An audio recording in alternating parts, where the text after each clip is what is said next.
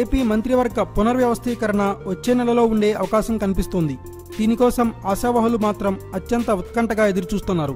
మంత్రివర్గ ప్రక్షాళన భారీ స్థాయిలో ఉంటుందని వార్తలు వస్తున్నా చంద్రబాబు మాత్రం మంత్రివర్గ పునర్వ్యవస్థీకరణ ఎప్పుడనే విషయంపై ఇంతవరకు పెదవి విప్పలేదు. దీంతో పార్టీ వర్గాలు రకరకాల అంచనాలతో కాలక్షేపం చేస్తున్నాయి. ఎమ్మెల్సీ ఎన్నికల హడావుడి ముగిసింది. ప్రస్తుతం జరుగుతున్న సమావేశాల తర్వాత ఉగాదికి మంత్రివర్గ విస్తరణ ఉంటుందని అందరూ అంటున్నారు. అసలు చంద్రబాబు మధ్యలో ఎవరు ఉన్నా ఆశావహులు మాత్రం ఎవరి లెక్కలు వారు వేసుకుంటున్నారు. తన కుమారుడు లోకేష్ను మంత్రివర్గంలోకి తీసుకోబోతున్నానని ముఖ్యమంత్రి ఇప్పటికే సిగ్నల్ ఇచ్చేశారు.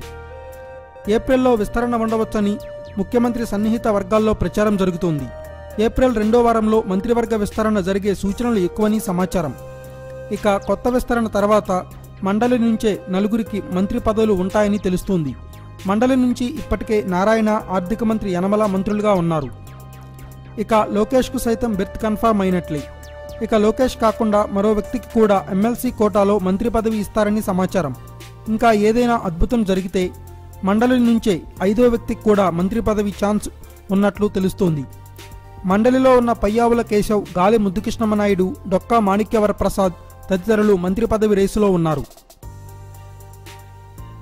Thanks for watching. Please subscribe our channel.